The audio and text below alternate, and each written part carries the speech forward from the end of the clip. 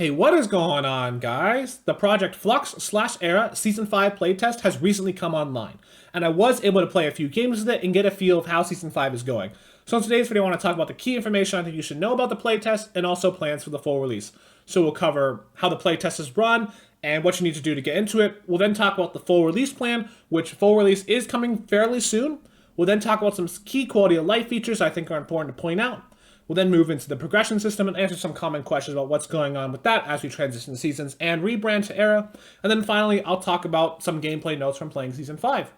Okay, so in terms of the play test, unfortunately, this is a closed test and you will need the founder role in order to play, but you don't need any special launchers. You just download build 5.41 from the launcher and then you can boot it up and play. You will also need to use an access code as a special matchmaking key in order to play. And you can find that on the Discord, and it's running on both EU and NA. From what I hear, anything you do within the test in terms of earning items should carry over to the full release, which is nice.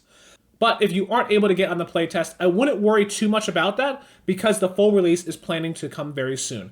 It will depend on your time zone, but it could be either April 17th or April 18th, which is a Thursday or Friday. If you're NA, it'll probably be late on April 17th. If you're EU, it might be early on Friday, April 18th, but check the Discord for more information on exactly when that is for your time zone.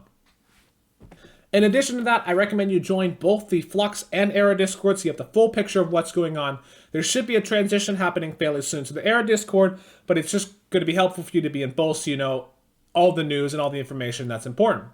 Okay, next, let's talk about some key quality of life features that have been really nice to play with, and the first one is Sprint by Default. Sprint by Default is now a setting within the settings menu that you can just activate. You don't have to use the F7 method where it's very buggy and doesn't work all the time. It's just right there. Awesome. There's very few cases where not having Sprint by Default is a good idea, especially if you want to increase your chances of winning, so I think this is a great option, and for whatever reason you don't like Sprint by Default, you don't have to use it.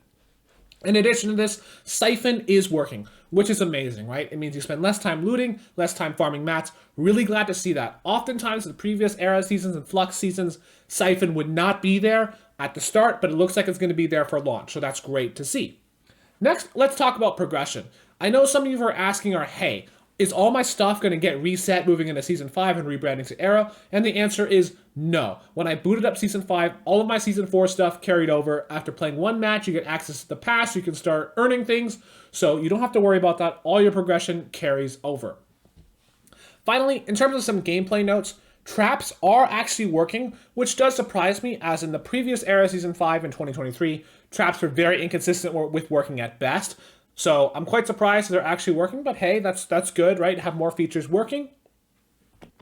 Otherwise, though, I have to say there's nothing particularly unexpected with the Season 5 meta. There's some really nice features that, of course, I'll expand on in more videos, like that.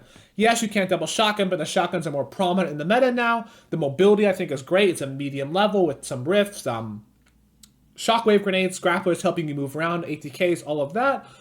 Most weapon classes besides pistols have multiple viable options, which is fantastic to see.